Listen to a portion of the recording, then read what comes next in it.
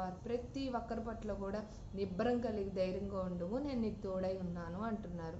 మనం యథార్థంగా దేవుడు మార్గంగా నడుచుకున్నట్లయితే ఏ ఒక్కరిని విడిచిపెట్టే దేవుడు కాదండి. మోషే ప్రవక్త గారికి ఎలా అయితే తోడై ఉండి యెహోషువ ప్రవక్త వారికి నేను మోషేకి తోడైనట్టు నీకు తోడైనాను సెలవిచ్చిన దేవుడే మనకు కూడా ఈ వాక్యంతో నేను మీకు తోడై ఉన్నాను, నిబ్బరం కలిగి ధైర్యంగా ఉండండి. మీరు వ్యాపారంలో పెట్టుబడి ఉన్నారా?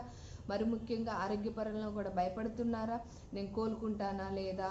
మరి ముఖ్యంగా అన్ని విషయాల్లో కూడా ఆ కుటుంబాల్లో కూడా బంధించబడి ఏంటి ప్రభా నా పరిస్థితి ఇంతేనా, ఎందుకు నేను ఇలాగా జీవిస్తున్నాను, నాకేం అర్థం కావట్లేదు, విలువ లేదు, ఏమీ లేదు, ఎంత మంచిగా ఉన్నప్పుడు కూడా హీనంగా చూస్తున్నారు, అసలు ఎందుకో నాకు అర్థం కావట్లేదు అని ఎక్కడైతే దిగులు చెందుతున్నారో అన్ని విషయాల్లో కూడా అక్కడ విడుదలిస్తానంటున్నాడు.